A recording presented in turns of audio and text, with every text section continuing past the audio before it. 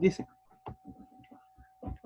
¿qué puede concluir al comparar los valores de I que aparecen en las tablas de datos? Ya, o sea, nos están pidiendo que comparemos los valores que salen de la función, o sea, lo que se obtiene al reemplazar ciertos valores de X en cada función. Y aquí hay subpreguntas que nos ayudan a hacer esta respuesta. O sea, la primera subpregunta dice, ¿son iguales, diferentes, opuestos entre sí? ¿Qué pasó con los valores de I? Vamos a analizar acá. Por ejemplo, aquí. Respecto de que si son iguales, opuestos o diferentes entre sí. Aquí en este caso, si se dan cuenta, son todos positivos. ¿Ya? Fíjense bien eso, porque la primera subpregunta que había tenía que ver en el sentido con los signos, si son opuestos entre sí. En este caso que está elevado a 2, no son opuestos, están siempre positivos.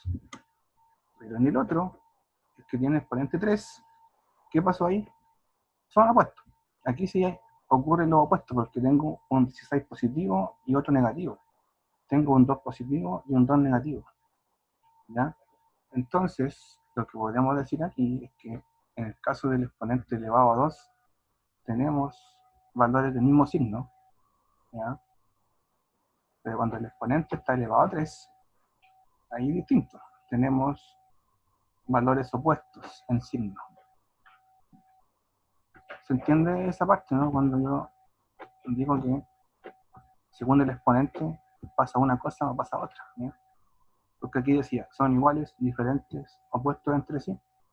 Entonces diríamos que depende, porque en el caso del exponente 2 tiene el mismo signo, pero cuando el exponente 3 tiene distintos signos, ¿ya? Y fíjense la siguiente subpregunta ahora. Tratan de aquí llevarnos a qué pasaría con otros valores, porque no hablan de cuando el exponente ahora sea par o impar. ¿Tendrá que ver con eso? ¿Ya? ¿Tendrá que ver con que sea par o impar? Para hacerlo aún más generalizado. Porque fíjense que el exponente 2 es par. Y los valores son todos el mismo signo. Y el exponente 3 es impar. Y tengo valores opuestos en el signo. Positivo y negativo. ¿Ya? O sea, la pregunta será que si por ejemplo fuera exponente 4, que también es par, ¿volverían a ser todos del mismo signo? O si el exponente fuera 5, que es impar, ¿volverían a ser todos con signos opuestos? ¿Ya? Ahí quiero que ustedes me digan qué creen respecto de eso. Si tiene que ver realmente con que sea par o impar.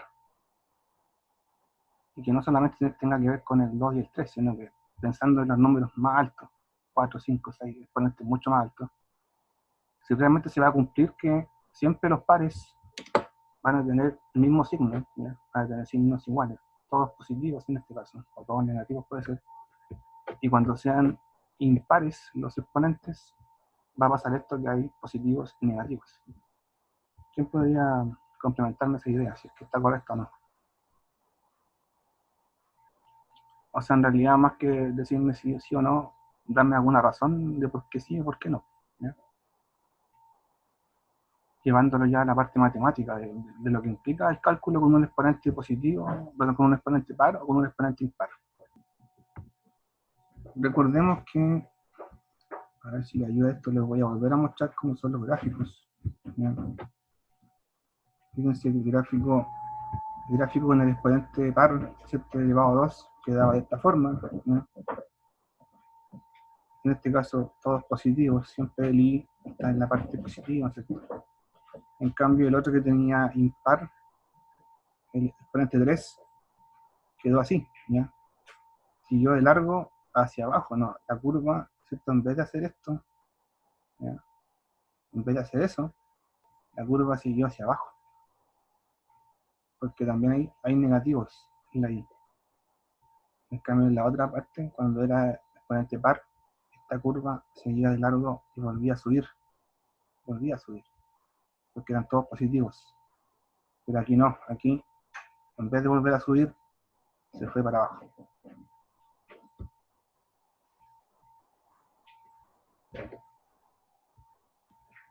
Y aquí tengo una respuesta de Dagner. Cuando es par, su resultado va a ser positivo, ya que dependiendo si el signo es negativo, se multiplica 2 veces. O el número que sea par, el resultado será positivo. Ya, sí, por ahí va. Vamos bien con eso. Ya, vamos a tomar lo que dice Dagner, que entiendo que me está diciendo que como el exponente par, ¿ya? Va a ser positivo el resultado porque voy a multiplicarlo, por ejemplo, 2 veces, ¿cierto? Si multiplico 2 veces, aunque yo ponga un negativo, igual es positivo el resultado, ¿ya? Y si yo lo extrapolo, por ejemplo, a 4 veces, ¿ya? Si coloco un número negativo multiplicado 4 veces, igual es positivo, porque multiplicando negativo por negativo, por negativo y por negativo, con 4 veces, ¿es cierto? En todos los cambios de signo que ocurren entre medio, termina quedando positivo igual, ¿ya? Va a pasar lo mismo si yo le multiplico 6 veces, 8 veces, 10 veces, ¿ya?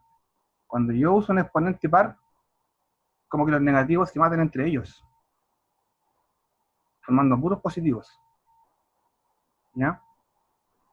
Entonces ahí da lo mismo si yo uso un positivo o un negativo, me va a dar siempre positivo. En cambio en el impar, me diga también aquí Dagner, siempre habrá un número que cambiará todo su signo. Puede quedar positivo o negativo. Claro, el impar, ¿cierto? Si yo multiplico, por ejemplo, un número negativo, una cantidad impar, por ejemplo 3, como el ejemplo que hicimos, si multiplico 3 veces el negativo, ¿cierto? Empieza a pasar eso de que se me da positivo, con los primeros 2 negativos me da positivo, pero con el tercer negativo que ingresa ya queda negativo de nuevo, ¿ya? Y si lo hago 5 veces, 7 veces, 9 veces, siempre va a pasar que voy a formar parejas con los números negativos, ¿cierto? Y va a sobrar uno. Y ese uno que sobra hace que sea negativo todo lo demás, en el caso de los negativos, ¿ya? Porque obviamente con números positivos da positivo, eso no es para que analizarlo. Entonces, efectivamente, con el número, con el exponente impar, ya va a dar negativo o positivo, dependiendo de la base en este caso. Si yo multiplico un negativo una cantidad impar de veces, va a dar negativo, ¿ya? Y si multiplico el positivo una cantidad impar, ahí da positivo. Entonces ahí se produce eso de que dan cantidades positivas y negativas, ¿ya? Está aquí. ¿Ocurre lo mismo cuando el exponente es par que cuando es impar? No, ¿ya? Acabamos de decir que no, porque cuando el exponente es par, me da siempre el mismo signo, ¿ya? Porque, ojo que cuando el exponente es par, sabemos que siempre da positivo la potencia, pero acuérdense que antes de la potencia, igual hay un número adelante, ¿cierto? El factor, ¿ya?